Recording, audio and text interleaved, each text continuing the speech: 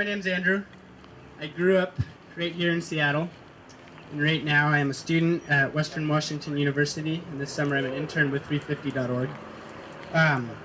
Growing up, and still now, I've always had a passion for the mountains and adventure. When I was younger, I had a vision of the future where I could create a family and live out my days enjoying the wonder and beauty of this earth, going on adventures, living life for experiences and relationships. When I heard about climate change when I was younger, I was concerned there wouldn't be snow in the future for me to ski on. But as my curiosity took me to places in school I never thought I'd go, I took a class this fall quarter on the global water crisis, where we studied climate change and the other factors like industrial agriculture that contribute to the dwindling of water, our life.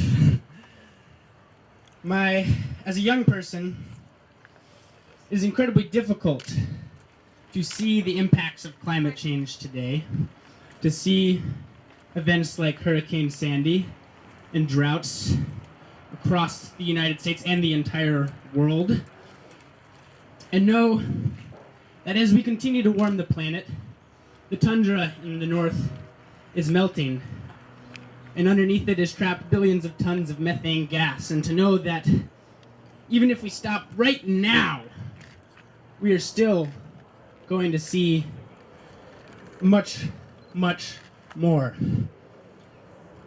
I lost my senses of security about the future. I was depressed, alone, fearful.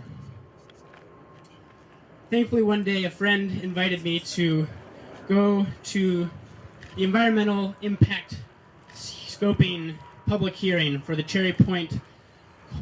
proposed Cherry Point coal export terminal, where I went to voice my opinion. And when I got there were 2,000 fellow community members there to express their grave concern about this project.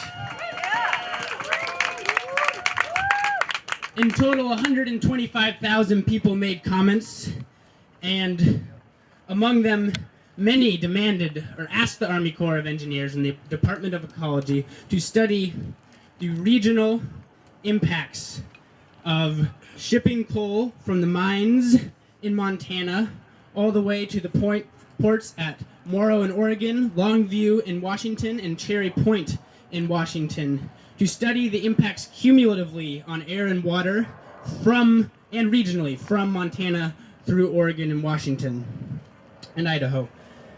I and many others also asked the Army Corps of Engineers to study the global impacts in regards to climate change that the proposed fossil fuel exports would have.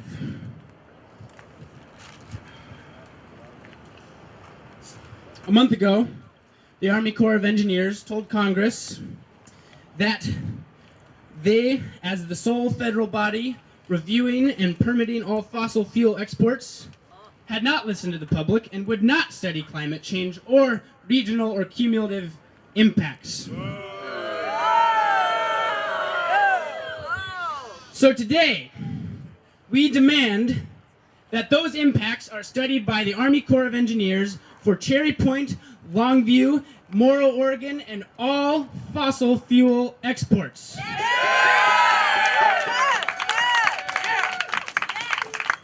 And that in those impacts, they study the impact that climate change will have on every citizen and life form of this earth. And this may sound like a tall order for an issue that is supposedly our grandchildren's problem. But today, I am that grandchild. Right. Yes. That's right. The climate crisis is my lifetime. But even that does not tell the full story. I am a white, male, middle-class citizen of the United States, I am part of the major contribution to the climate crisis, and I will be affected last. The people who are least responsible for causing this crisis are being severely impacted as we speak. Across the world, subsistence fishermen are losing their ability to survive due to ocean acidification and rising sea levels on every continent. Rising food prices from droughts and severe weather are crippling the poor of the world, and devastating storms may hurt people in New York, but they devastate people in poor communities around the world. We, the people of the West, of the United States, have a responsibility to stand up and stop all fossil fuel extraction and build a sustainable, resilient future and a just future from the ground up.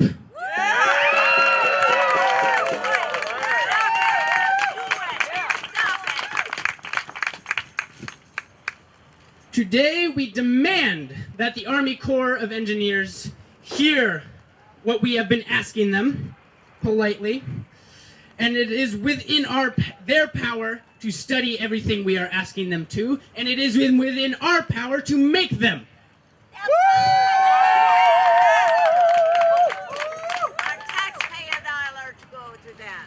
And while we must pressure the established political system in every way possible, we must not count on them to make any sort of just or timely solution to this crisis. And a study of history shows that we cannot count on them to do that. We, the people, must take responsibility for the fate of this planet and the species that inhabit it. We must do whatever it takes to stop fossil fuel extraction, even if that means, and especially if that means, putting our bodies on the line. Today, we only make a simple demand, but mark my words, we will not go away. We will be there at every step of the way, doing whatever it takes to ensure that the Northwest does not become a fossil fuel corridor, that fossil fuel extraction ends, and that we begin to build a just tomorrow.